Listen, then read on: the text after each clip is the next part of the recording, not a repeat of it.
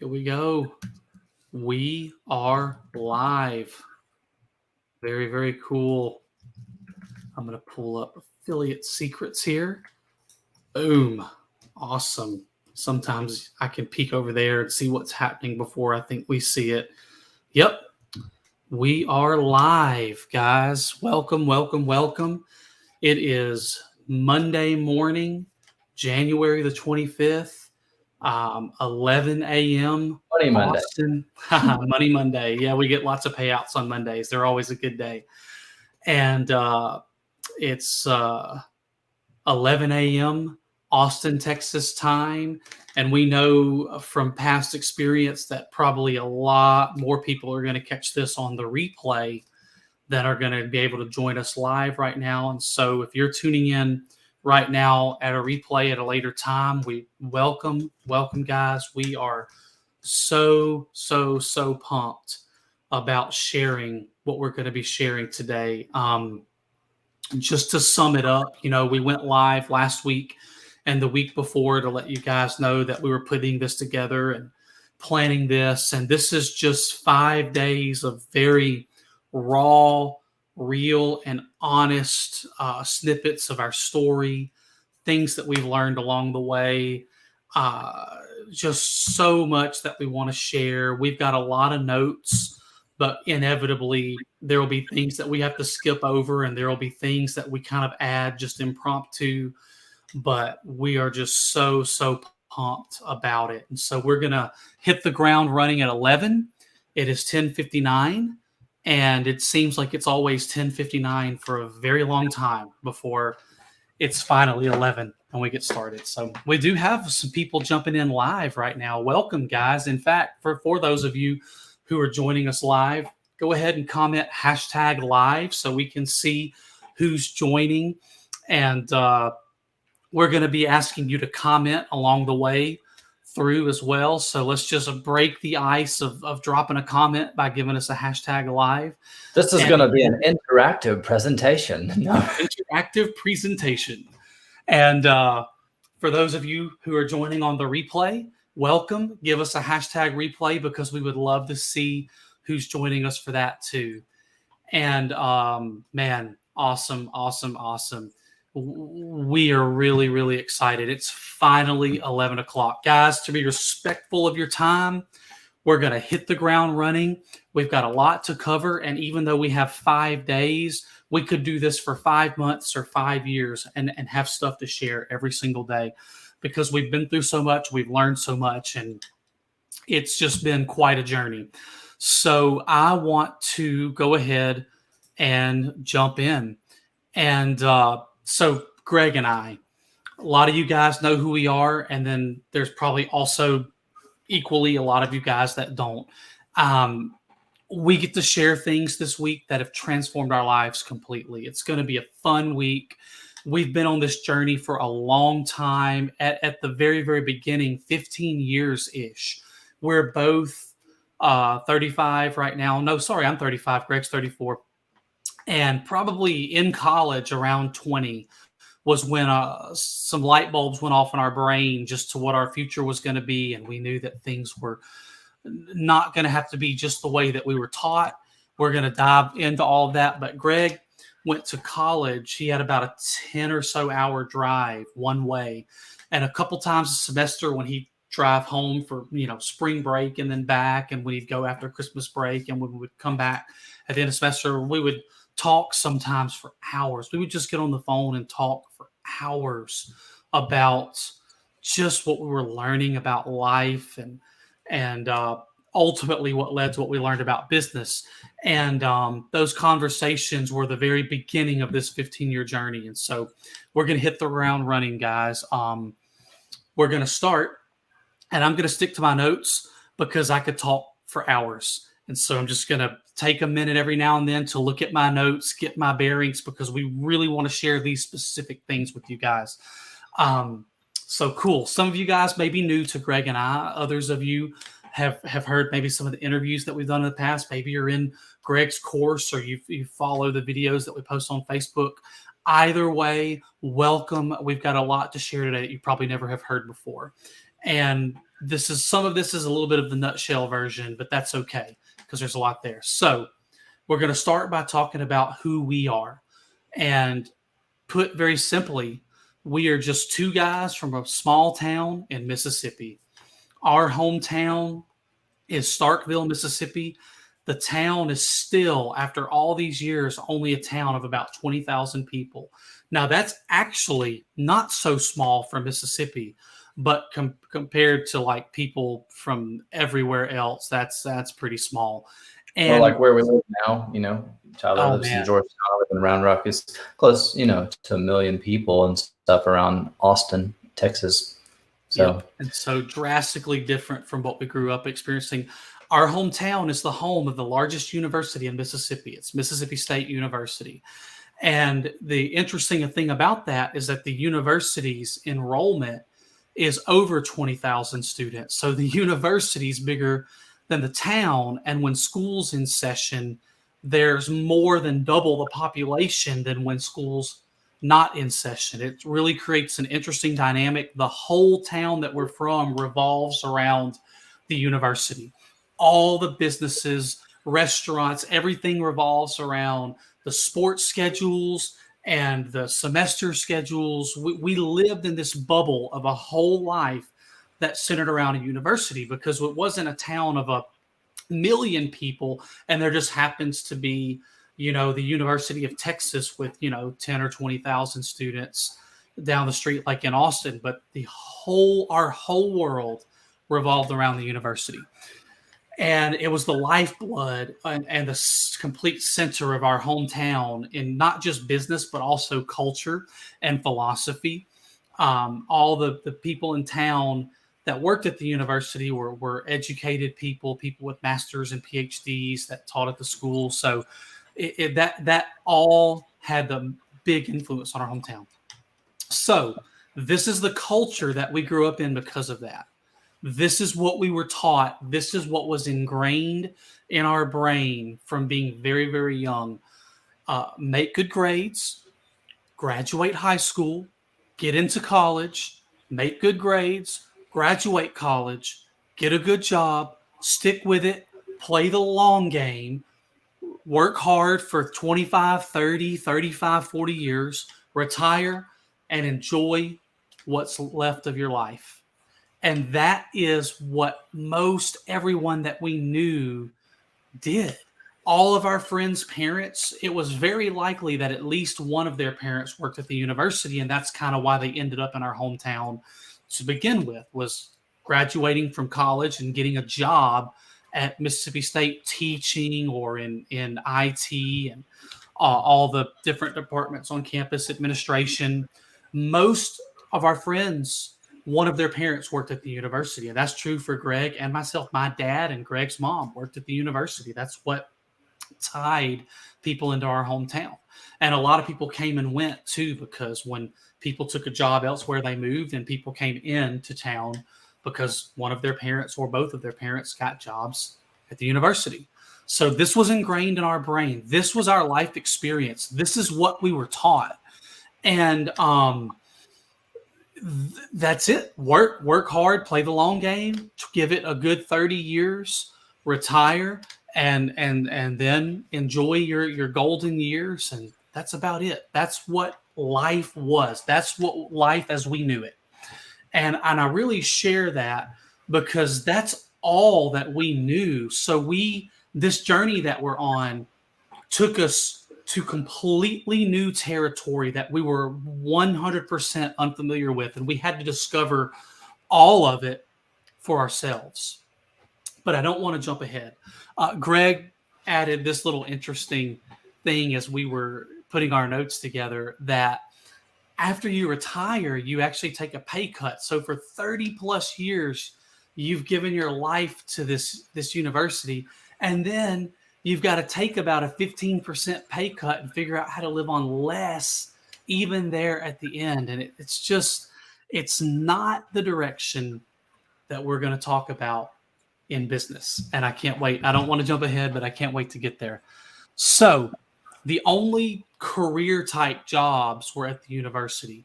The only jobs in addition to that were, if you owned a business in town, just the shopping, the grocery stores, the restaurants, the services in town, just all the typical stuff that a town needs. Other than that, the There, career opportunities. there's a handful of like corporate industry kind of jobs, factory types or whatever, that paid a little bit more, but those were few and far between. It's a limited amount of jobs, and all the other jobs available were basically, I mean, Tyler experienced this again when he came back to Mississippi a couple of years ago, are like minimum wage, which we hear that phrase tossed around a lot, and these days and stuff.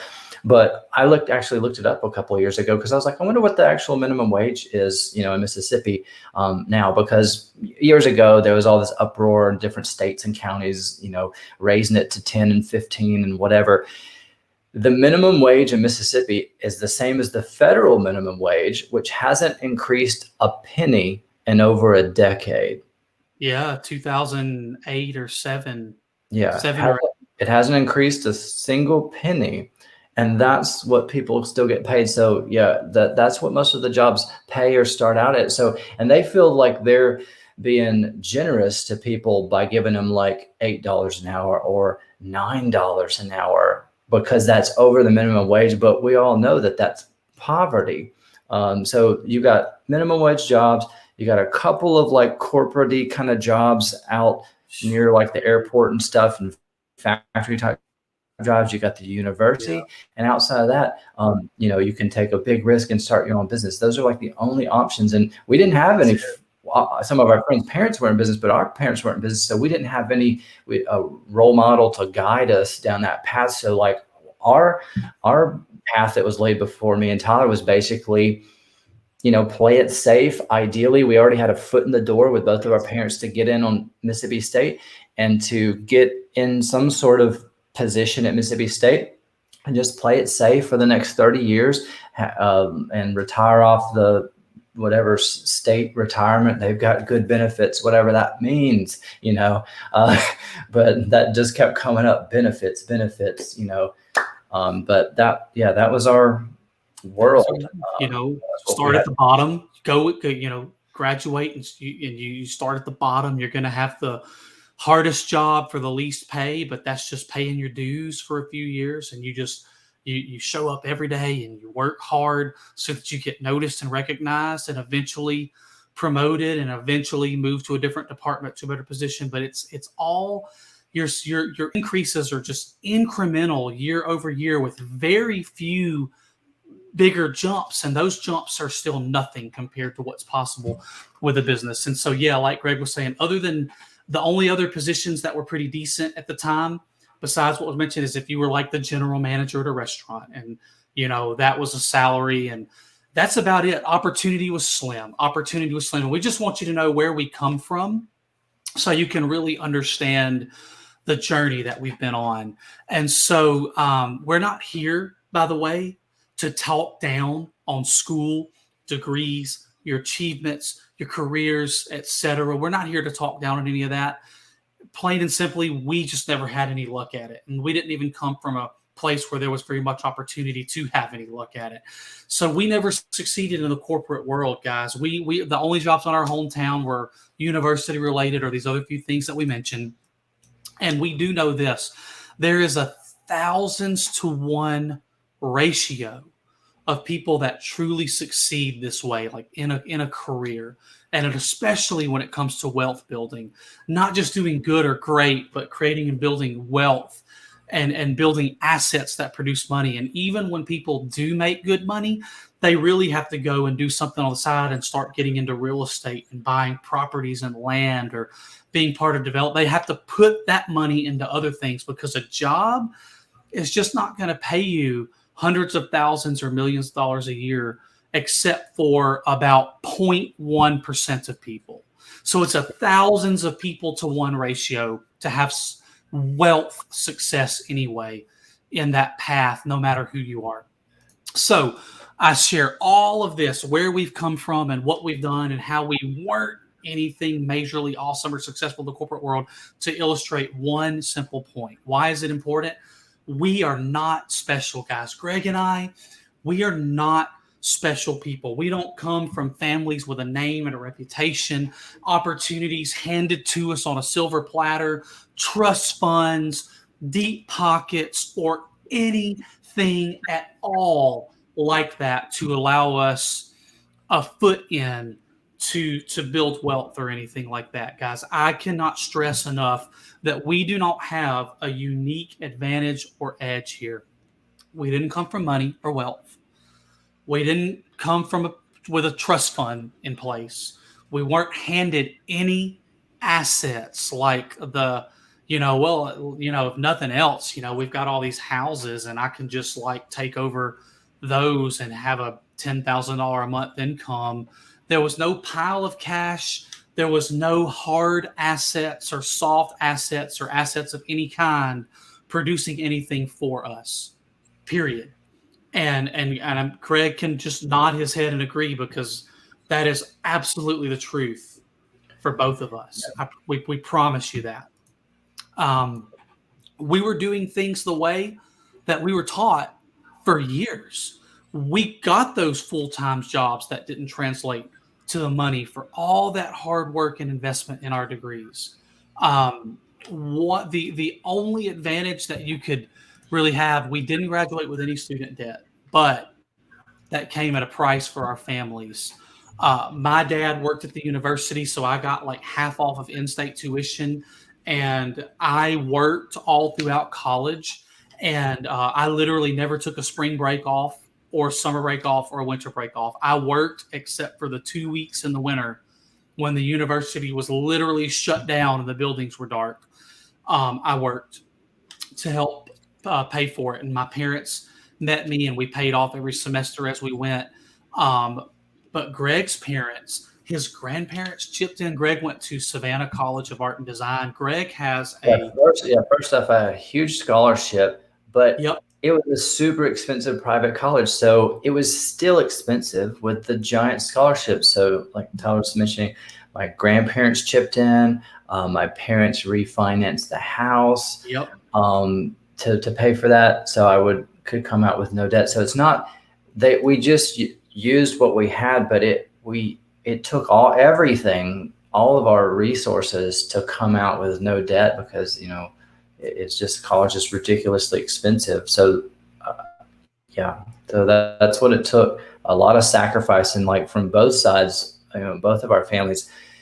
The only way that I can't speak for Tyler's parents, but I'm assuming it's something like this. Like my parents together didn't make very much money. The only reason we weren't like drowning in debt is because this is not normal, but my parents were just like ridiculously frugal and disciplined for a very long time. We just did without a lot of the time. So we just got by with what we had. We didn't have a lot of extravagant things for my whole childhood. And that was how they made it work. It was like, we always just had just enough, and I'm sure Tyler's parents were both state employees, a teacher and his father worked at state. So it's probably similar, I think combined they're probably making, well, maybe later in life, maybe to combine, they're making six figures a year, but like early on, never. Both salaries together, not even six figures. So nope, I mean, never made it to that point, and that's after like 30 years each. Yeah. Yep. So. And some of that is just Mississippi's cost of living is lower, but the salaries are lower. But it's just crazy to think about two people working hard their whole lives. Again, so let's bring all this home. All of that hard work, even us getting degrees and going and getting these jobs, all that hard work for such little ROI. Our parents put 30 years into a career for just a livable wage and a retirement that was smaller than what they were making at the end of their career. We put in all that hard work to go to college, and our parents spent extra money to put us through to ultimately just be at the very bottom and make very little and have tough jobs and put in a lot of hard work. And so that brings us to why we are where we are today and that journey. So we're going to jump into that right now. I do have a couple of other things to say. I saw my notes here that I do want to share. We both grew up in lower middle class families, stability at the expense of both parents working full time outside of the home all of our lives. All of our lives. It never got to where one parent was making enough that the other parent could stay home and do all the things, never, never, never, never. A lot of Yeah, sacrifice. I've seen this a lot. Well, Tyler's created this for himself of, his wife not having to work a job. But we had some of our friends that had stay-at-home moms and stuff. That was not even, it couldn't happen in our household. We needed both salaries. So like I've met a lot of people since that, their wife stays home. Like, how do you make it work? Because it couldn't work. We just had bills and stuff we needed to pay. Both parents needed to work in order to provide. And so that's great that certain people are able to do that, but this was just not our reality. It just, I'm sure Tyler probably couldn't imagine, like, if one of his parents didn't work, just having less than just enough. Like, dang, it was hard enough with two salaries. So I just don't see how some of these families get by with less.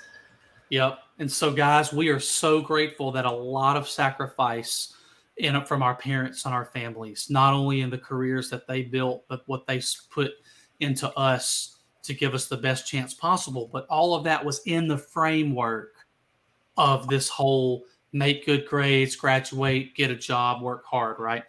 And so we sat through plenty of penny pinchings and finding savings and why did you buy this and making ends meet conversations in our homes almost monthly. And especially when credit card statements came in the mail and payday and it came around, just, we got to cut back this month. We can't, we got to drop. This isn't, I haven't heard this conversation in like 20 years, but this happened, I know, a lot in my family, where we would actually put groceries back.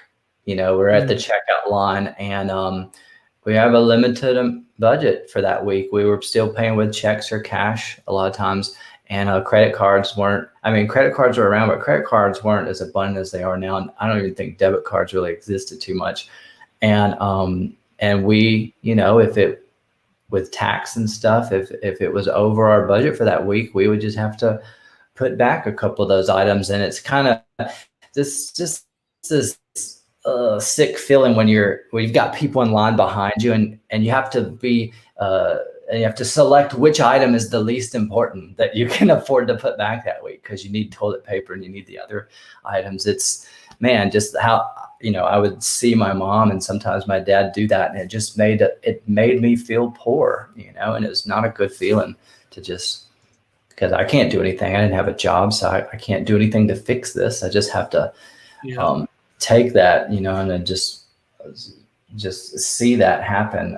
And it happened many times. And it's just, basically that's one of my motivations in making lots of money, is like, I never want to be poor again. Yep. True. Amen. So guys, let us know in the comments if you're just sitting here nodding your head, if some of that is your experience. And, we've all come from different backgrounds, different places, different families. So if this resonates with you, just let us know, because it's always nice to just hear from people. And that's what we want to do on this live. We want to connect with you guys here in this amazing community of affiliate marketers. So we follow the path that we were taught. We're both college graduates, and we probably haven't made as much with our degree than we paid to get it. It's the ROI on our college degree is just so low. Honestly, I would trade in my diploma in a minute to get all that money back and put it into my business and actually make real good ROI on it. But that is a whole nother story. But just letting you know the honest truth of our experience where we're at. So jobs were never our thing. They just weren't. The corporate world wasn't our thing. But here's the thing.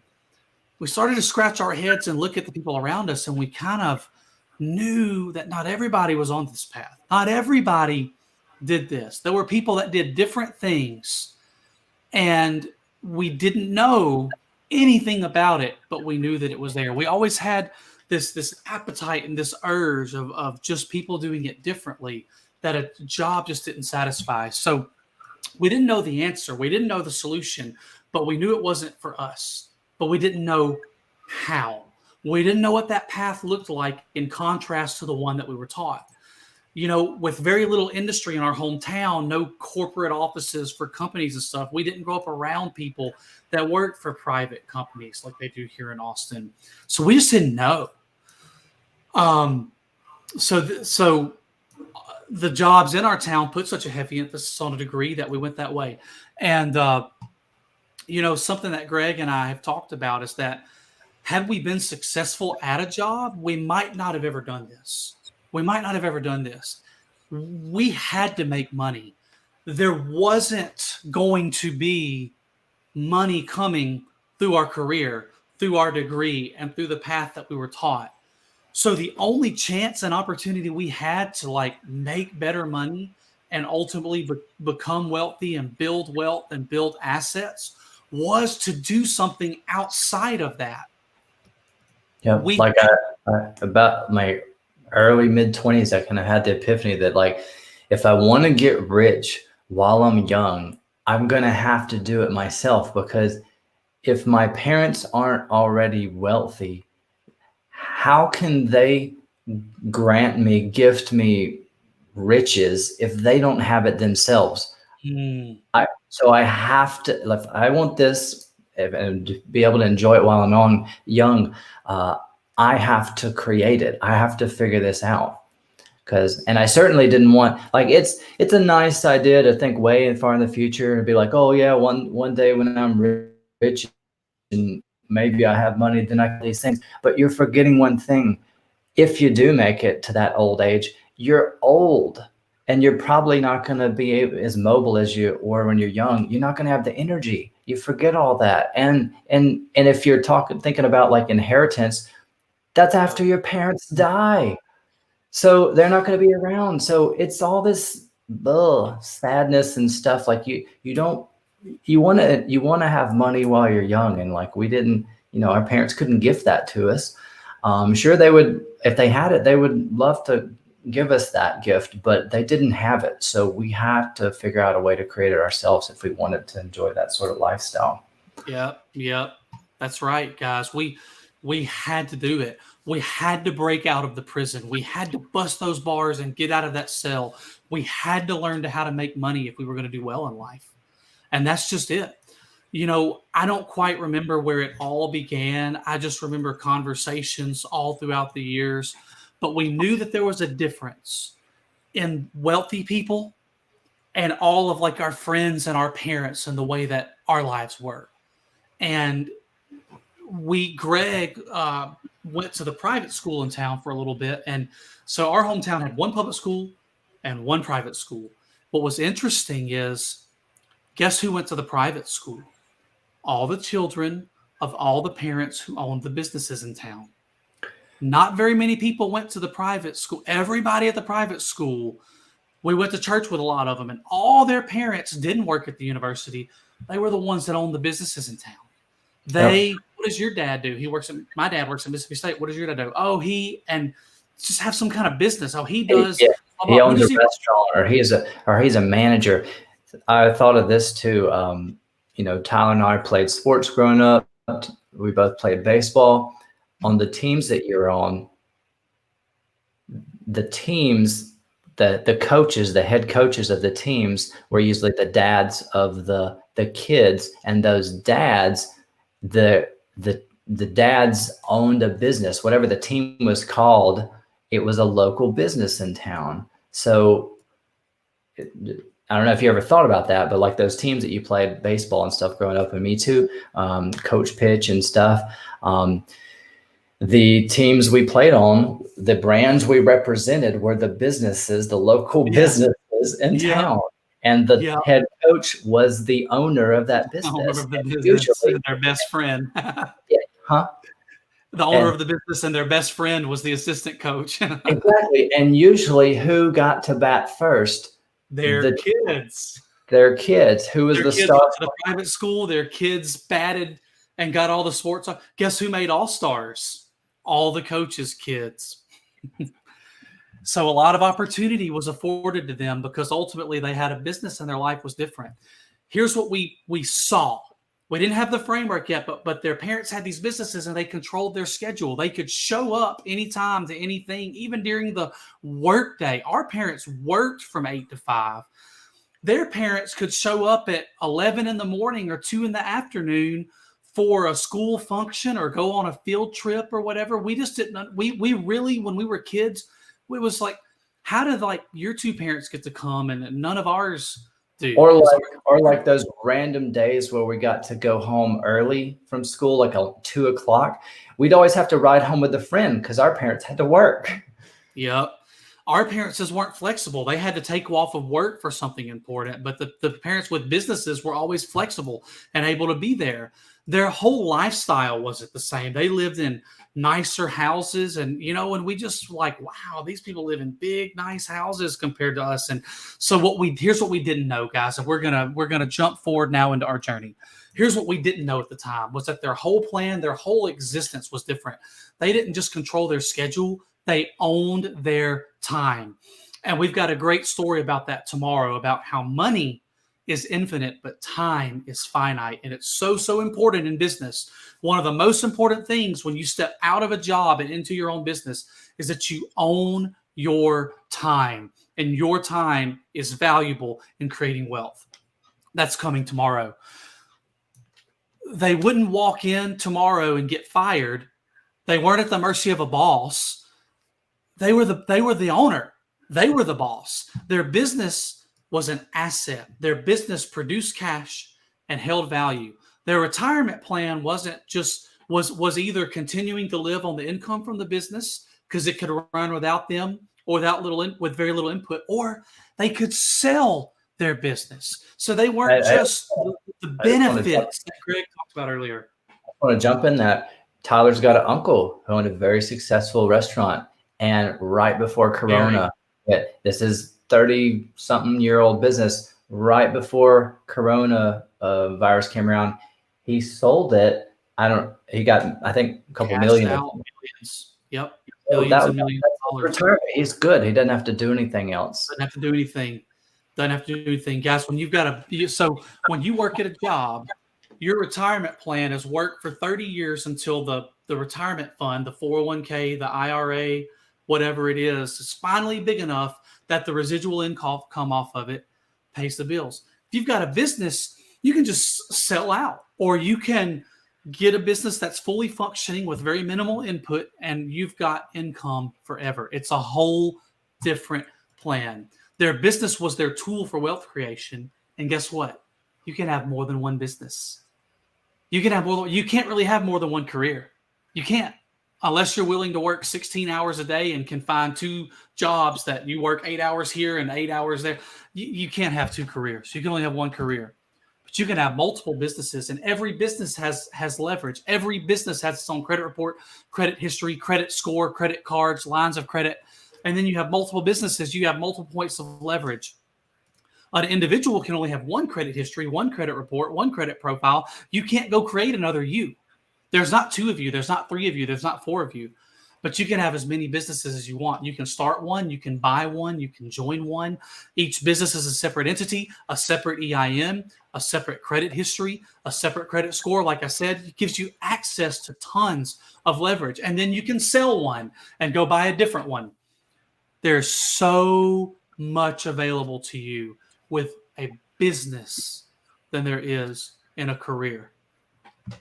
Here's a huge hack. Let me just share one crate. We have an amazing accountant. He's awesome. And every time we go to him, he shares just random stories. But he said, let me tell you what this guy's doing. He's so awesome. I can hear him talking in my brain. Tony, he's amazing. Let me tell you what this guy does. He's got all these properties. All of them are over $1 million. They're million and multi-million-dollar properties. He Airbnbs them. He puts them all in a separate entity. Every house is its own LLC. That means that every property has its own cash flow, income in, income out, credit cards against it, etc. That right there is multiple points of leverage. Here's another thing. When you sell a home, you've got to pay closing costs. When you sell a $200,000-$300,000 home, it costs $15,000-$20,000 in closing costs. Multiply that by a lot more when you sell a multi-million-dollar home. The home's in an LLC as its own entity, and guess what? He can just put somebody else's name on that business and transfer that business to them with a $50 form. Boom. Not only does the house transfer, so does all of the leverage. This property's been being Airbnb'd for years. It's got tons of income. Therefore, there's all this credit and all this leverage on that business, and all of that can be transferred for $50. Boom.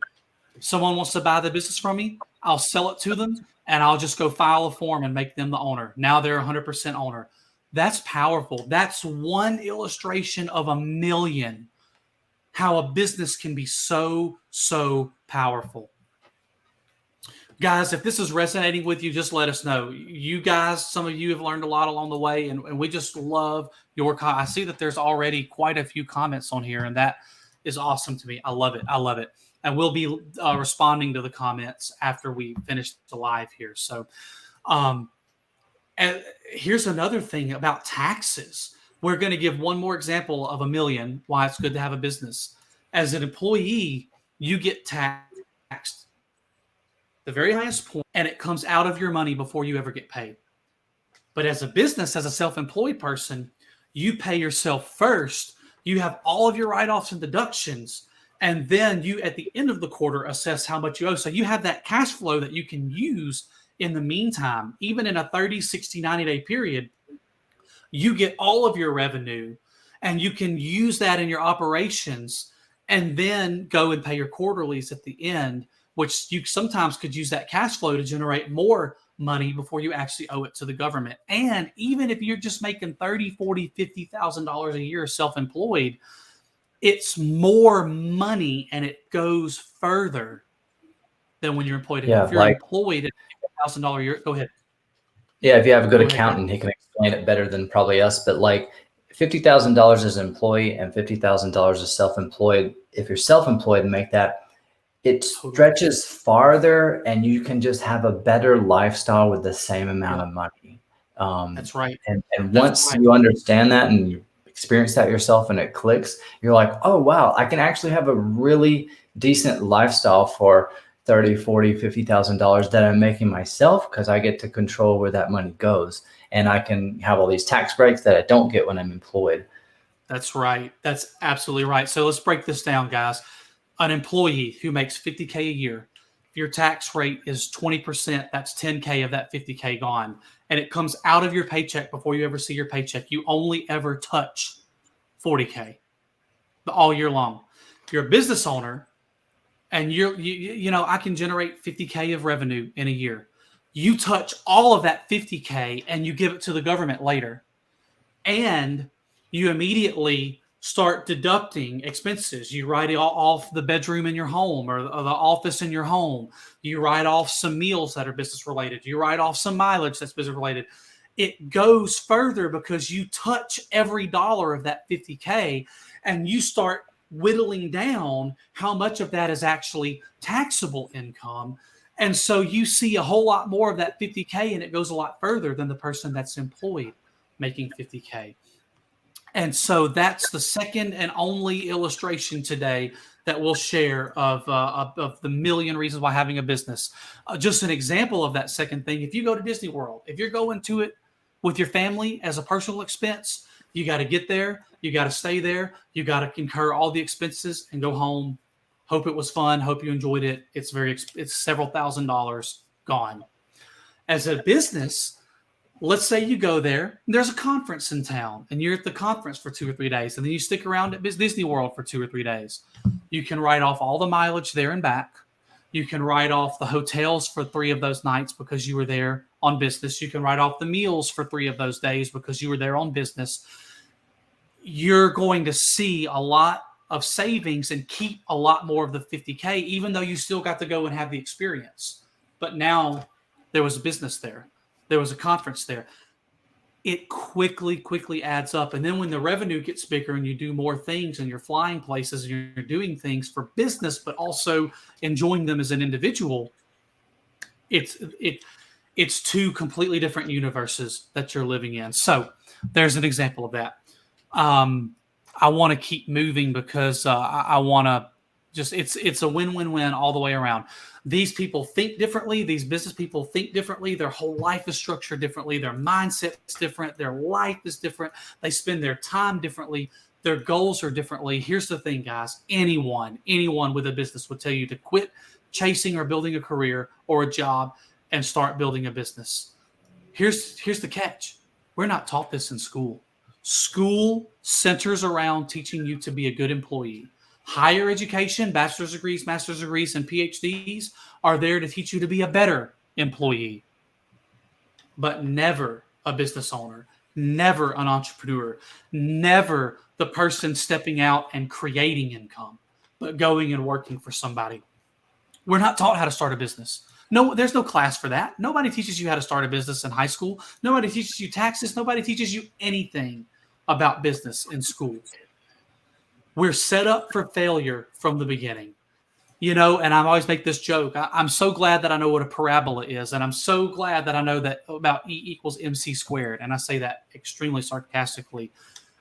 What's important in life? How do I make money? How do I create and generate income, revenue, money? When you're working from someone else, guys, it's 1 ratio that you're going to make a livable wage, not a wealth building income. And then when you're making good money at a job, it's up to you to do the right things with it, to investments, stock market or real estate. Go ahead, Greg.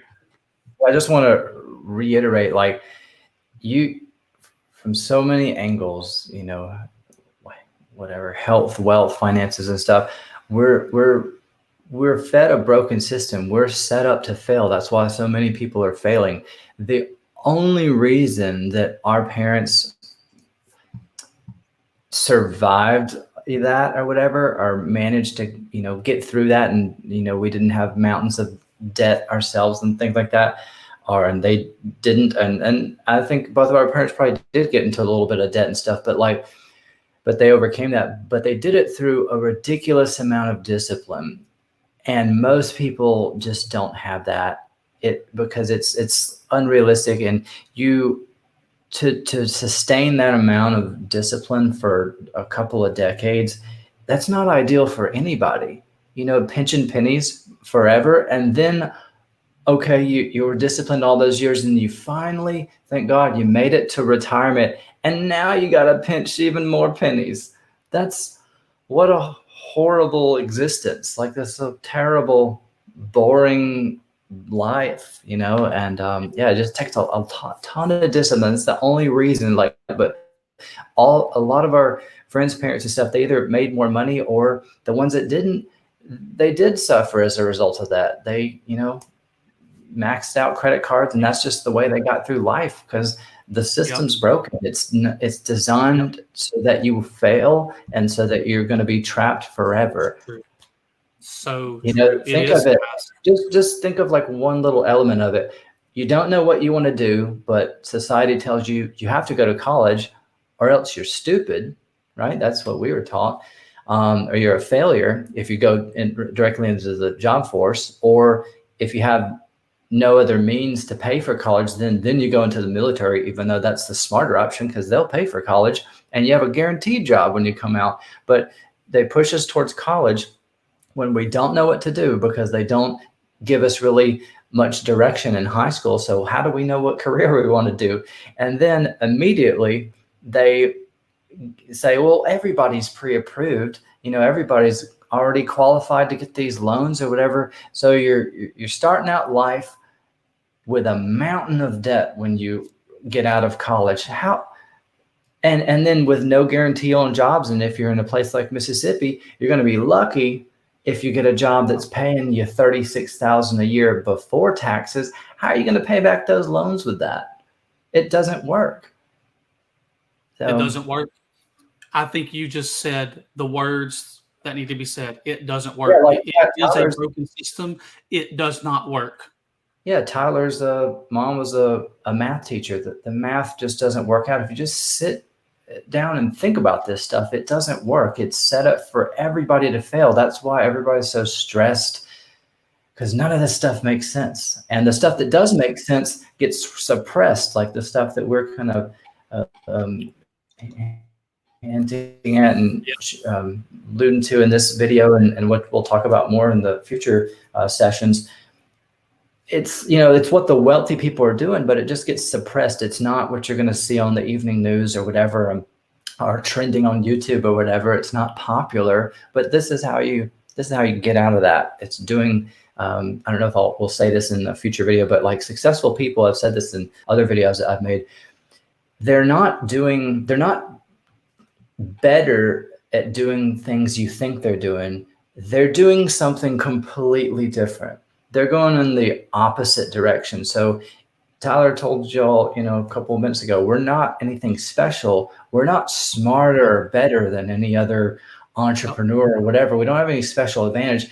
We're literally doing things the opposite of what most other people that are failing are doing. That's why we're successful. We're not, we tried to go and do, be successful at life, giving what we've been taught, and it doesn't work. It doesn't work for anybody.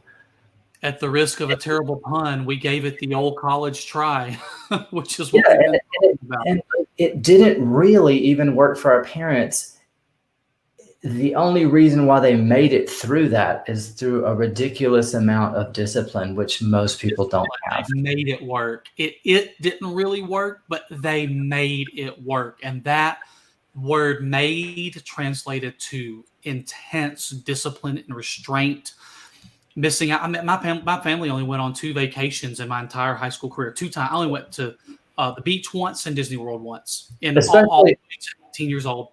Especially when you factor in, for those of you that are like religious or whatever, me and Tyler grew up in a very conservative household. So on top of all this broken system, we were taught to tithe, which represents 10%, tithe on our income. So if the government's getting 30 to 40 and we got to tithe, we kind of guilt tripped into tithing 10, we're supposed to somehow live off of 50 or 40% that's left over. That's basically impossible. It is. We know what make it possible. No fun makes it possible. Nothing extra or fun of any kind makes it possible. But it doesn't really work. People just make it work every day. So is this tracking with you guys? Let us know. We really do want to see your comments. Yeah, very depressing, but like this is it's real. True. I can only imagine most people watching this would be like, yeah, I'm kind of living that right now. That would be my guess. So Greg, awesome stuff, man. Awesome stuff. Listen, so let's break down personal in business, career in business. Even if you make, we're going to talk about, even if you make good money in a career, you've got to invest it. You've got to find something to do with it, portfolios and funds and bonds and all that stuff. And in the stock market, a good return is only if you're making like 8%, 10% year over year. A great year is if it's like 20% return, meaning that $100 at 8% makes $8. At 20%, it makes $20 in a year. And then you can have a loss year. You can lose 10 or 20% of your whole portfolio. So if you're at $1 million and you lose 20%, you lose $200K, and now your portfolio is at $800K going into the next year, which means that if it makes 20%, it only makes 20% of $800K. You're not even back in $1 million for, oh my gosh. So a big win is just lower double digit percentages, or even single percent. This was an okay year. It went up 6.5%.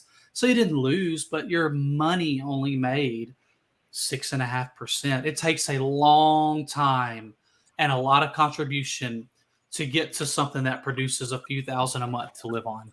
Now, that's the personal. So on the business side, if you were looking at that as a business, you'd have to spend at 10% return. You'd have to spend $100K in your business to make $10K in profit. You'd have to spend $100K to bring in $110K to profit $10K. That's terrible, guys. In a business, you stop dealing with percent and you start dealing with X, multiplication. You can 2X, 5X, and 10X your income in your business by tweaking things, and dialing in your offer, getting more traffic to offers that are converting as an affiliate marketer, etc.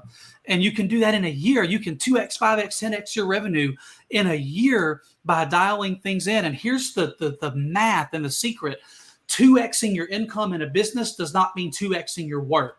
So if you're putting in 40 hours a week in your business, 2xing your income does not mean working 80 hours a week. The same 40 hours a week with tweaking and dialing things in could double your revenue, 5x your revenue, 10x your revenue, and more with the same input. That doesn't happen in the real world. You can't tell your boss that I'm going to work twice as much this year and you're going to pay me twice as much this year. First of all, they're not going to do that, and that's a terrible idea because 80 hours. And he's not going to say that because, Tyler, you're on salary, which means the downside of that is you work as many hours as it takes this week to get whatever you work 25 hours this week, you still just get your salary. Mm-hmm. How much of a sham and a scam is that? So you can't go to your boss either and say, hey, this year, my 40 hours, they're going to be twice as productive as last year. So you're paying me $60K. You're going to pay me $120K this year. Yeah, right. You're going to get a 3%, 4% raise, and you're going to be happy about it. That's it. That's how it works. You're so limited. There's a ceiling, and the ceiling is right above your head. You're always banging your head against the ceiling in the personal world. Your head's just resting on the ceiling, and as soon as your boss ups it 3%, you're at the ceiling for a whole nother year, no matter how hard you work. It really starts to make less and less sense. The more you talk about it and you pull on that thread, it really unravels. Versus a business where you get started one year and you pull in 50K, but by the time you get to the end of the year and you've got some things in place, next year you do 100K just because you got your system running better. Because now you're like, okay, I went through a lot of bumps the first 6 or 8 months. By the end of the year, the machine was running, and that's what I'm carrying into year 2 is I'm just going to do more of what I've been doing, but I'm going to make 100K this year. And then you add a new thing during year 2, and you learn a new thing, and you learn how to run some ads, and you bring in a couple 100K. The next year, you double your revenue again. So you hire somebody. Your business can grow exponentially, which is a whole lot better than 3 or 4% salary increase and 10% growth on your 401K. So we just want to share all this stuff because it's real. It's what we've learned. It's what we're living and experiencing. With you simply scale your systems and softwares and tweaks, not your time, to make more money in a business. And tomorrow, again, we're going to talk about money is infinite, time is finite. And that's why we need to separate time from money in our businesses. So there's a little trailer teaser for tomorrow. We're getting close, but we may run a little bit over because I do want to get to some of the stuff. Greg, let's right now scrolling through our notes. Let's go through it. It's probably going to run a couple of minutes over the hour, but let's get through it because this is very cool. Let's do it. It's really good. We've done this once before, and the feedback was amazing from so many people, and so we just want to share our lives with you guys. That's all we're doing. I can already tell Tyler's trying to squeeze this in the last 10 minutes and going to cut out some of the stuff, but this is some really good mindset stuff that I really want to get that in. So yeah, Greg can see me scrolling through the document. So a mindset shift about working for yourself, working for somebody else. That Greg, why don't you talk about this? You and Nomad Brad. Oh man. So I'm just gonna read this. So I didn't read this before, but so yeah, every week I chat with and on Sunday, so it was just yesterday with the Nomad Brad, a friend of mine, Bradley Osborne. So let's see. I'm just gonna read this. I didn't read this before, so but hopefully it's all perfect and stuff. But it says a mindset shift that Brad said on one of our calls to help get people to think differently is a lot of people think being self-employed is an escape from a job, when in reality it's still a job. It's just a different kind of job, because it's still definitely going to require work or effort. The difference is that now you're working for yourself instead of someone else. So yeah, I just kind of read that, but yeah, that's true. A lot of people think that because of what we've been sold over the last 10 plus years of internet marketing, kind of hypey videos of living on a beach, sipping, margaritas or whatever, like laptop lifestyle, you're doing nothing.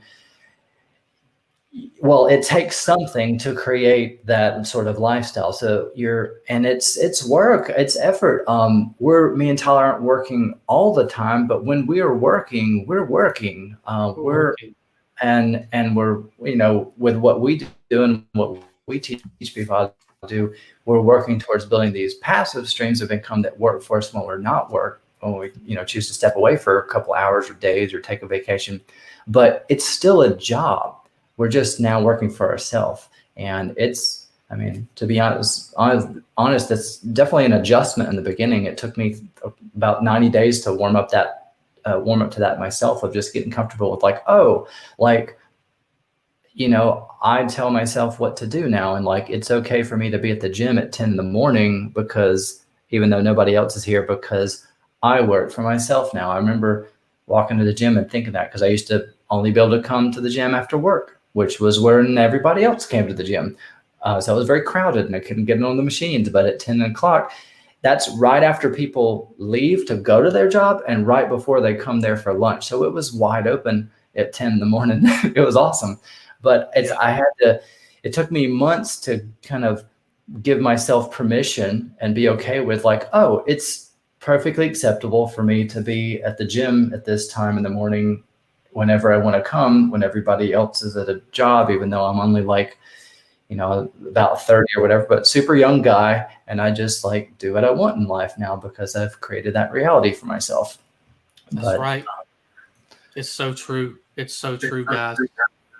Even when I was starting out and I was just making okay money and it was working, but even though I was doing this all from scratch, if the day was stressful, I could just step out in a beautiful afternoon and go to the park and just let my kids run around, and me and my wife just hang out and get some fresh air. And then I could then work in the evening when we got back from that. And we've done that so many times. We've gone to places here in Austin during the day on a weekday, and it's not crowded, and just enjoyed ourselves. And then I can work. So even there's so much too, as soon as you own your time, as soon as you step out from a job and own your time, there's so much more available to you. Yeah, we experienced this. There's a cascading effect of all the benefits. There's basically no lines, because what, you can go get your car repaired or oil change or go to lunch when nobody's there. There's no lines. Every time me and Tyler go out to lunch, it's usually 11:30 or 1:30. It's right before or right after the lunch crowd. Immediate service, no lines, no wait. It's awesome. It's awesome. For 4 years now, I go in every time I go and get my oil changed. I'm usually there. The bay is empty and they just pull in, because it's just during the day. It's 10 o'clock, and so with time 30. Yeah, and since the more money you make, time is money. That's important, and probably eventually at some point, me and Tyler have somebody to pay to go and do that, because it's not really worth our time. But whatever, it gets us out of the house for those couple of minutes. But when you figure out what your time is really worth, and you're spending an hour to go get your oil changed, well, if you can just pay somebody $10-20 to go do that, then you just saved yourself a couple $100. Yep, that's right. So this is to wrap up the who we are part, and we're going to jump into the foundational mindset part. I want to give you guys a resource. This is a book that's changed my life. This is a book that I will read annually. And I found it Greg recommended it to me 3 years ago. So I've read it at least 3 times now. And this is the kind of book that I would rather you read this book 10 times instead of read 10 books one time. Does that make sense? It's called The Millionaire Fastlane by M.J. DeMarco. Read it again, and then read it again, and then read it 7 more times. It will change your life. Guys, listen. Become a student of business from this day forward. It will serve you well. Your future will be different because of it. Business is where you control your life, you control your money, you control your assets, and you build wealth. So, mindset. Today was about who we are, and then a quick foundational laying of mindset to go into tomorrow, day 2, which is about a success and abundance mindset. So I'm going to jump in and move through this quickly without cutting anything out. So these people live in a completely different world. They're on this planet but they live in a completely different plane of existence. So it's something we could talk about all week, talk about for next year. So we mentioned that we sought out successful people, that we were always looking for the secret sauce. We always wanted the secret steps to build all these things that we just mentioned. And every time that we had the opportunity to talk with someone that owned a business or was succeeding on a level that we wanted to get to, we always just wanted to have a conversation and walk away from that conversation where if I do A, B, and C, I will get rich. That was our mindset back then. I don't even use the word rich anymore. I use the word wealthy. But that was like, I just want to be rich. Like, tell us how to get rich. You're rich. So what did you do to get rich so we can go do it and get rich? And we always found out that people that were doing something successfully, entrepreneurially, they always want to talk about mindset. They really came down to like the fundamentals of their thinking and their mindset, not just if you do A and then you combine it with B, it will make and produce money. So the secret that we were looking for was not the secret that we found. What we wanted to get was not what we were getting. We wanted a secret strategy, but the real secret was just the mindset, the understanding, the lessons, the things these people learned and knew that translated into what they did to make money. You know, the strategy is usually pretty simple. Greg says this a lot. When you know that 1 + 1 is 2 and you know how to do it, it's not that hard. It's not that hard. But here's the thing. The strategy really oftentimes is the icing on the cake. The mindset is the cake. A good mindset can be applied to a whole lot of strategies to be successful. The strategy is oftentimes not that hard. It doesn't require that much skill, but it's the mindset that will make a difference of you making it and being successful with that thing or not. Mindset is a foundation that everything else is built on. Now, I was in ministry for 10 years. I'm a person of faith. I'm a Christian. I'm ordained, and I was in ministry for 10 years. So I want to talk about a powerful concept from the Bible, one of the oldest book in recorded history, or one of, I'm not sure. Well, I guess if you go back to the Pentateuch, yeah, the oldest recordings and documents that we have. So even if you're not a person of faith, the Bible is an important historical document with a lot of amazing things in it, from kings and kingdoms and tribes and people all throughout time.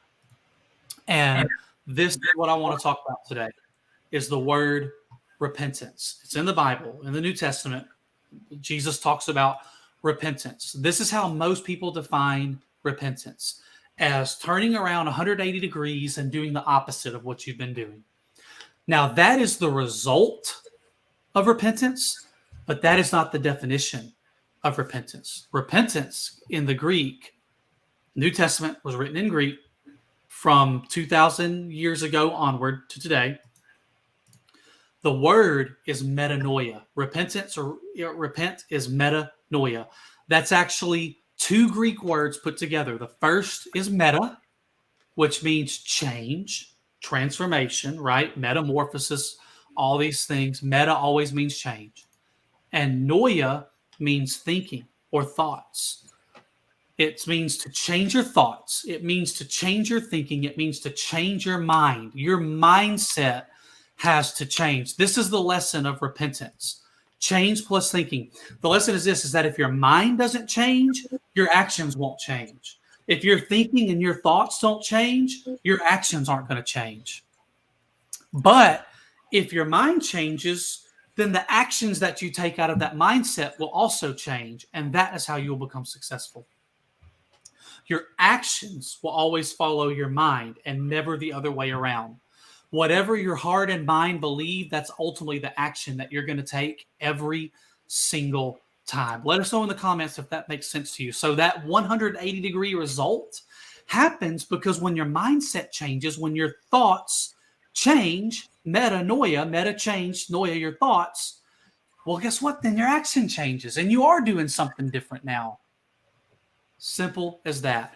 So no matter what blueprint, strategy, or opportunity is in front of you, you'll always be swimming upstream and eventually tire out and quit every time if you're going against what you truly believe in here and in here. It all starts in your mind, your belief, your mindset. It's the difference why one person seems to be able to make everything that they try work, while someone else will try all of those same things and none of them will work. And they'll complain, they'll criticize, this person's a scammer, this course doesn't work, blah, blah, blah. They'll say it's no good. But the problem is that right here, they don't have the mindset to make it work. Somebody else with the right mindset will try all of those things, be like, yeah, I did it. I made money. It worked.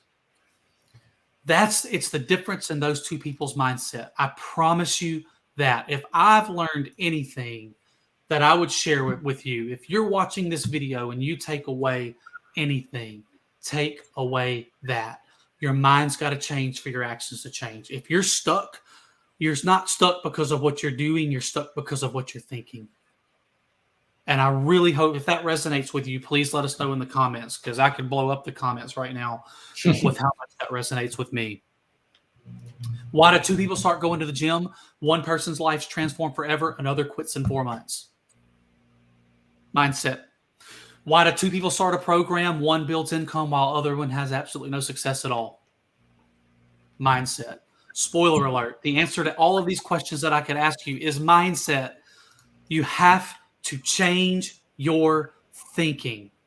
And guys, again, if you take away anything, take away that. It's the most frustrating thing in the world when you're getting started that people who are succeeding make awesome posts in the ClickFunnels group and stuff, and it always relates to mindset. And you're like, yes, but I want to know how you made $12 million this year.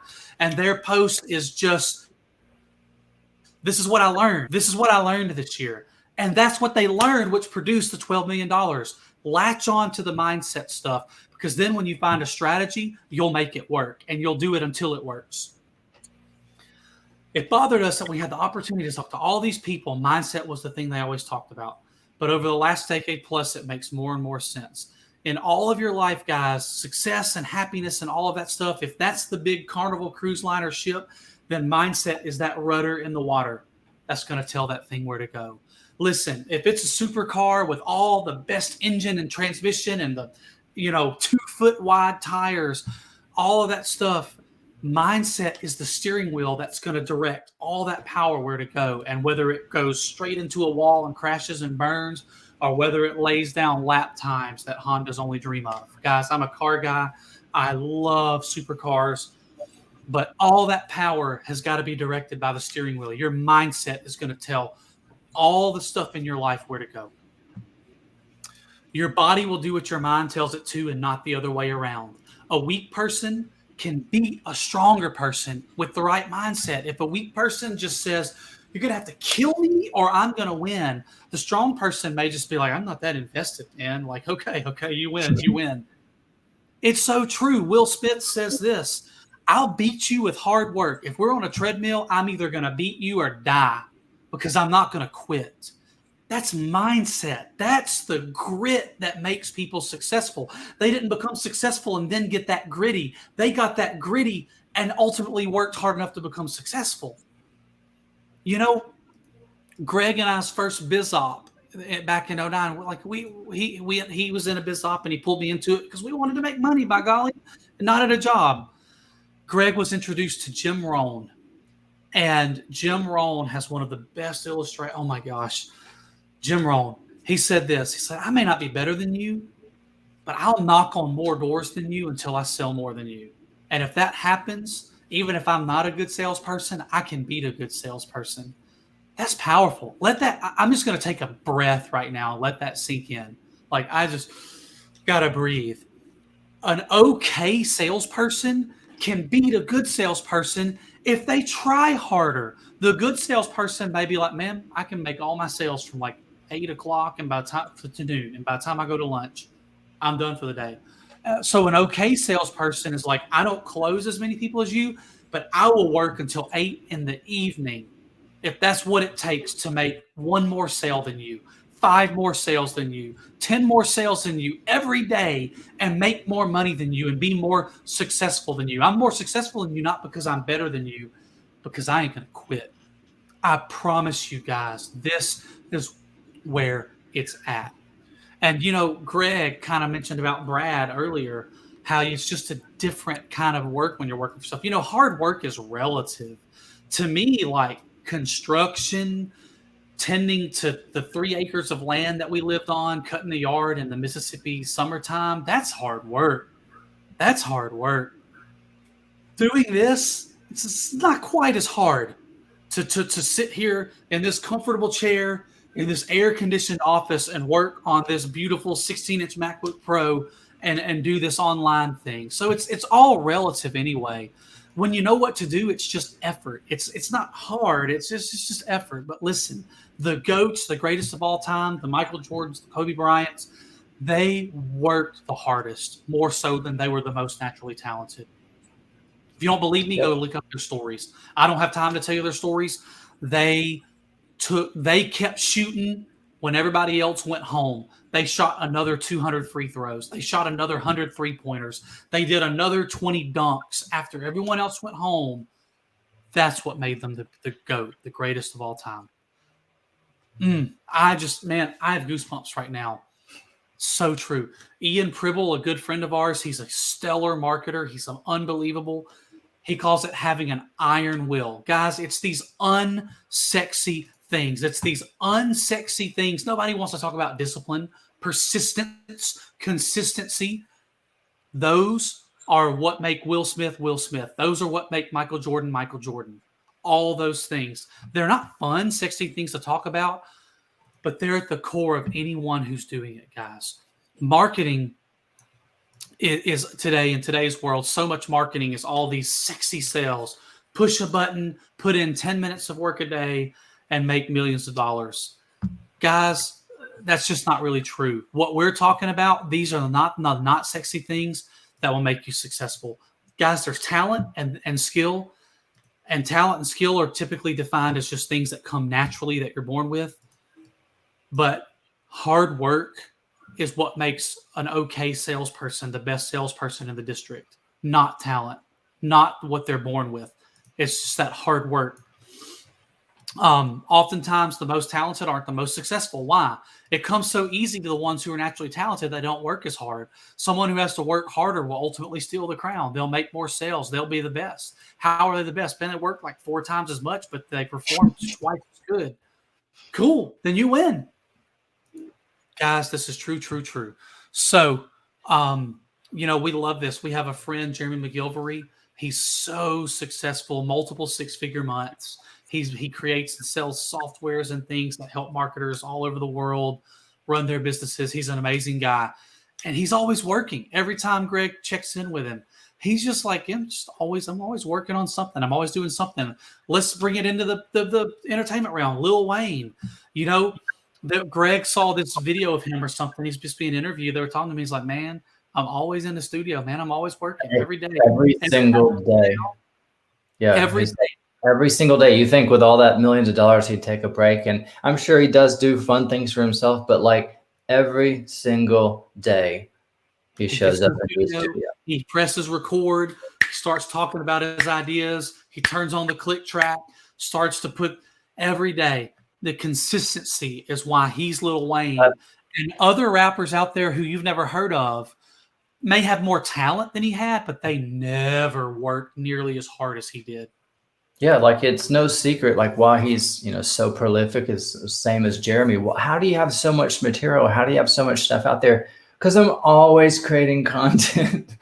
Always. That's the secret. Right. He turns on his phone and records a podcast a couple times a week and in the middle of all the other stuff. So guys, listen, if you're in the Affiliate Secrets group, if you're in a tight spot, hard work will get you where you want to be faster.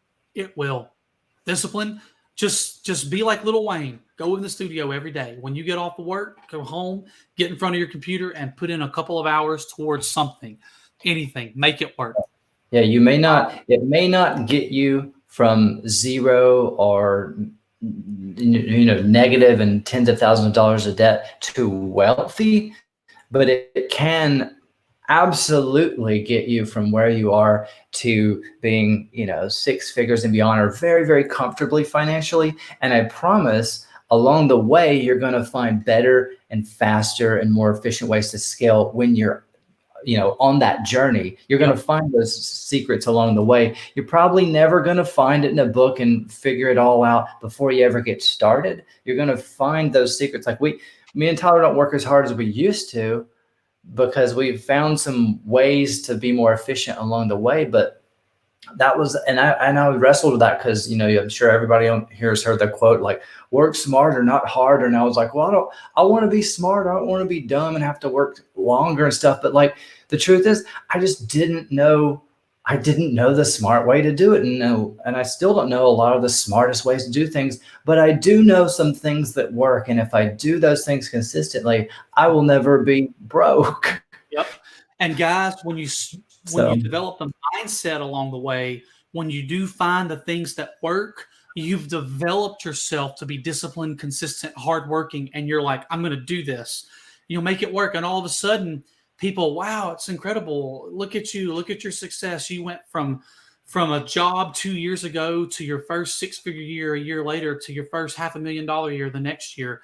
And you're like, it wasn't magic. I've been working at it for a while. When I found the right thing, I had developed myself to the mindset level to do it. And I didn't quit, you know, and everybody else just quit. That's it. So, man, God, Greg, I love your Dan Brock and Jeff Lenny illustration. I would love for you to talk about that, how you met them and realized they didn't know as much as you. They were just doing what they knew and doing it all the time.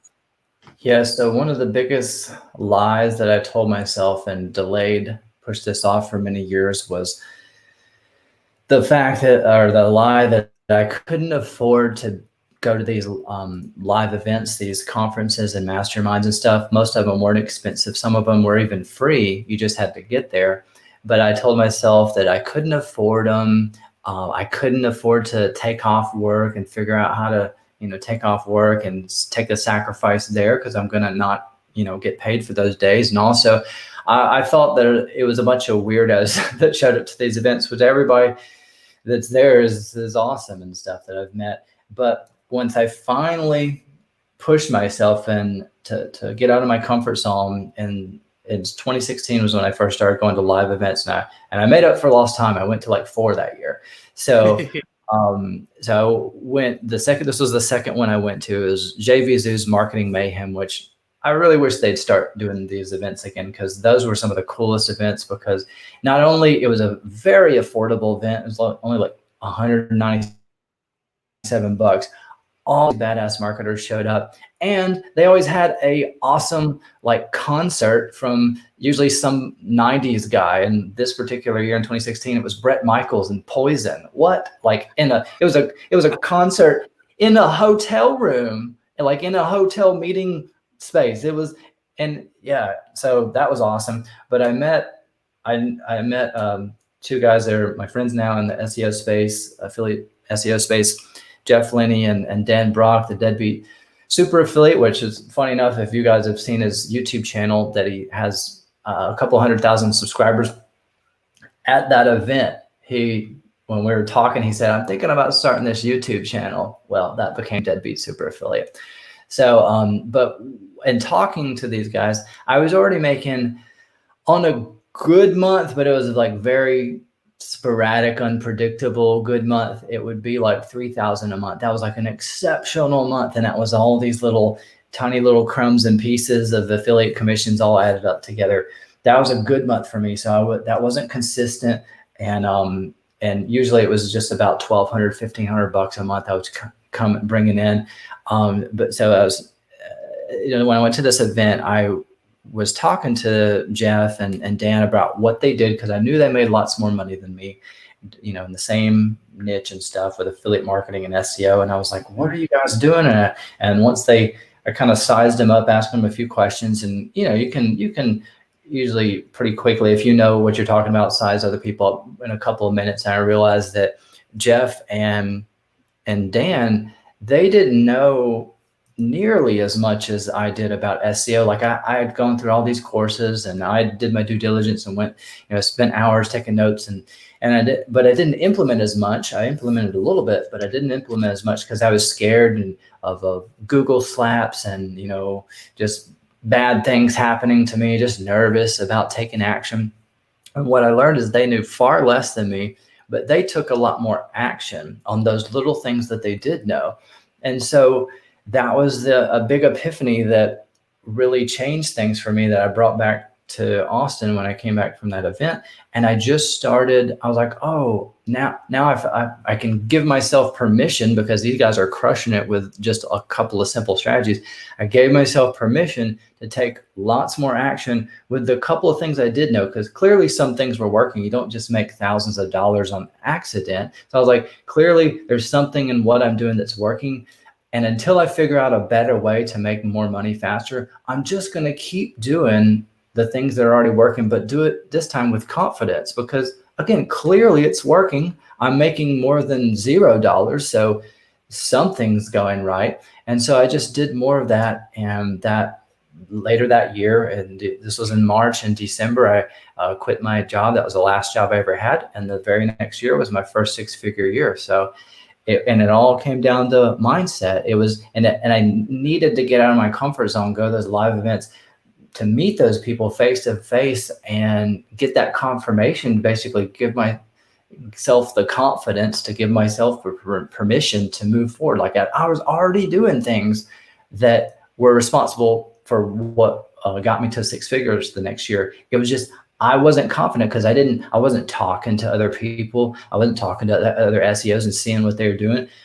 Dan was kind enough to pull up his, he had his computer next to me at one of the bars, and he just logged into one of his affiliate accounts and showed me live. You see all these screenshots and stuff, and you don't know if they're real and stuff online, but he showed me live in one of his affiliate accounts for like the last several years. He's like, this is how much I make, and this is just one account. And he just kept going back. And I was like, whoa, that's more money I've ever made in a job. Like, just to see it real. I'm like, oh, this is real. This is real money. It's not just internet, fake, separate internet monies. This is real. And if I can, and he already has the life that I am wanting for myself. And Dan and I are the same age. So, and if you know anything about his story, I don't think he's ever had a job. He may have had one job, but it was just because he wanted it, I guess. Because like ever since high school, he's made full-time income, very comfortable income on the internet. So he's never had like a real job. And I was like, man, like this guy's been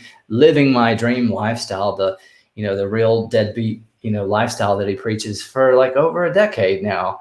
And we're the same age. Like I need to play catch up, but like he just proved to me that it was real. And, Jeff, he's into watches. So he probably still has this watch, but the watch on his wrist, he was like, yeah, this thing costs like $8,000. My wife was kind of upset. She didn't, it was a lot to spend on a watch or whatever. And I was like, yeah, I think so. Like that's more than I've ever made in a month. And he said, so to convince my wife to allow me to get this, I had to make at least this or more in a month with affiliate commissions in order to get. So I was like, you've made twice as much as that, like in a month? And he was like, yeah.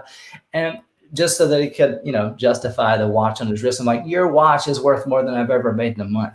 And, that was just eye-opening to me. I'm like, these are just real people. They're normal. There's regular family guys. Jeff spends a lot of time with his family. He lives in Anaheim. So his wife loves Disneyland. So like literally every week maybe not last year because of COVID, but he's like, we go to Disneyland like 3 days a week, every week. My wife loves Disneyland.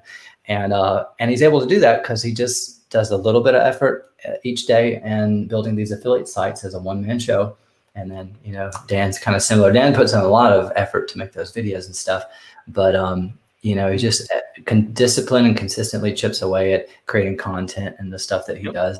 But the things, the sites that he was showing me, it's the same kind of stuff that we do and we preach. There's these simple little, and for him, he preaches these mini niche affiliate sites, and they were making, the ones he was showing me like 4,000 plus a month and this was for years and years, and so just to see it helps to go to these live events once we can start going to them again. I would encourage everybody to get out of your comfort zone, go, because the one big epiphany I got from there was the caliber of people that you're going to meet there, even the people that haven't like made it yet, are a much higher caliber of person. Because you got to think the people that are going to pay the money for the event, also the money for the flight and the hotel and take off of work to make that sacrifice, the caliber of people that show up at the event are all super high. You're not going to get any losers that show up to that event. That event helps vet people. So only awesome people are going to show up to those events. Even the folks that, again, that were like me, that were trying to make something of their life and stuff, you're only going to run into motivated people at these events. So I would highly recommend to scrape together the investment to go to these events and pick out a couple, like the Funnel Hacking Live or Traffic and Conversion and stuff, where a lot of people are at, and go there, because it's going to propel you forward exponentially. And actually, at that same event, I asked one guy he started out about the same time as me, but I know he had made millions of dollars in the last couple of years. And I said, how did you succeed so fast? If we started basically like the same year, how'd you succeed so fast? And for some reason, he just had the bright idea early on. He's like, oh, well, the two main things that were responsible for my success were I started to go to live events almost immediately, and I met and hired mentors that I vetted from those live events there. So live events and mentors, and I, the lie I told myself was, I can't afford this. But the reality was, all throughout the year, I was spending way more on $97 products. So a couple of $97 products and some upsells, that combine that together, and I'm putting all this on credit cards anyway, combine that together, and I can afford the live event and the plane ticket. I mean, just get a Southwest ticket or whatever the Spirit cheapest flight and cheap hotel. The event usually is the cheapest thing. You're going to pay more for the flight and the hotel and the food and stuff. But you have the money. You just don't think it's as important as it really is. So I highly recommend people go to live events and meet people, because, me and Tyler are a little bit different than other marketers out there. Some people are a lot more hypey on events like this and stuff, webinars and whatnot. Nobody's going to BS you at these live events. You can corner people and get your questions answered usually, and they're pretty much going to tell you the honest truth and stuff. And so it's worth it to go to these events and be able to extract the truth out of people there and because what they project out there in order to get sales is different from the truth and stuff or whatever a lot of times. So like they can tell you the reason why they're doing those things, which they're not gonna, a lot of people aren't gonna show up on those YouTube ads and be like, do this, and the reason I'm telling you to do this is because it's going to lead to this and blah blah. No, they're not going to tell you that in the ad. But at these live events, you can get a lot of context behind like why they do what they do and stuff, and get recommendations on vetted mentors and stuff, and people that you can go. So like, hey, I'm interested in YouTube ads. Who should I hire? Or whatever. And they're like, oh, definitely this guy. And you're never going to hear about that guy on a YouTube ad. I promise you. All of my best resources were passed down to me through word of mouth at live events. I didn't find it on a Facebook ad. I didn't find it in a YouTube ad. Didn't find it in a Google search. A lot of my, Tyler will tell you, like a lot of some of the resources we share inside of my training, you can't Google and find it unless you type it in specifically. And the only resource you're going to find is my resource that someone stole, so a lot of these resources, the best ones, you're going to find by going to live events. So that was a long spiel, but yeah, just to sum up, going to that live event and talking to people that were already crushing it with the thing I want to do really gave me some insight and confidence to come back home and just take action. Because a lot of us were paralyzed, and it's very frustrating. I know some of you guys on this call, you've gone through lots of courses, you read lots of books, you're really smart, but you're too scared to take action. You're basically paralyzed because information overload and all these fears of, maybe you read something on the Warrior Forum that by someone that hasn't even done this stuff, but they're telling you can't do this or Google's gonna ban you. Dude, I've had SEOs, other people, a lot of other people along the way, and they tell me that I can't do the things I'm doing that they don't work, but I don't have to, I'm not asking for people's permission anymore because I've got, I've got results to show, it doesn't, I don't care about your opinion or your theory anymore. I have money, I have results. What I'm doing, what I teach people to do, it works. I don't just go out there. You got to be confident and go out there and do something. And a lot of you guys, I know what it feels like to be frustrated because you know you're smart. You have all this information, but you're too scared to take action because you think someone's just going to come out of nowhere or whatever and slap you or suspend you, or you're waiting for somebody to come and tap you on the shoulder and give you permission to be successful. Yep. And that's right. I guess if you're looking for that, and let that be us, maybe just like, it's possible, go do it. You probably already know enough. You just need to do more. Go do it. Yeah. Greg, that was so good, man. Like, guys, and let me just tell you right now, what Greg just shared translates to over 7 figures in Greg's life over the last few short years. Well over, everything he shared is the journey I've watched him walk through every day for the last 4+ years. And what that's translated to dollars wise it's worth so much, guys. It's worth so much. And so, guys, you stuck with us for an hour and a half. You guys are awesome. If you're replaying it and you're at this point, we just hope, guys, the purpose of this week is to just share so much in this group with all of you who are interested in affiliate marketing and to help you get moving. We would love for you to drop a comment of your biggest takeaway from that today. And if you have any stories or experiences that you'd like to share, any illustrations or analogies or things that gave you light bulb and aha moments, please put those in the comments. Greg and I are going to be responding to those comments. We might even use some of those in what we talk about in the coming days, because we're going to be going live the rest of the week, Tuesday through Friday, 11 o'clock. We can't wait to see you all there. Guys, it's all in your head. It's all starts with mindset. And we hope that you just take away so much from this today to help you in your journey. And this is just day one. Tomorrow, we get to keep talking about mindset, but specifically success and abundance mindset. And then the next day, we're going to get into the nitty gritty of what we do and our domination strategy. And you'll learn why that's not just a catchy name, but we're actually dominating the Google search results for all of these winning keywords, for all of these winning products quickly and easily. So we're so thankful that you guys tuned in, and please drop in the comments any of those takeaways, any of those things that you have to say. We look forward to reading them, responding, and hearing from you guys. Greg, unless there's anything else, I think we're going to sign off. Yep, that sounds good. Thanks everybody for showing up live, and we're excited to share what we're going to share with you for the next couple of days this week. That's right. We'll see you tomorrow, same time, same place, live in Affiliate Secrets Group at 11 a.m. That's Tuesday, the 26th of January. We'll see you guys there. See you.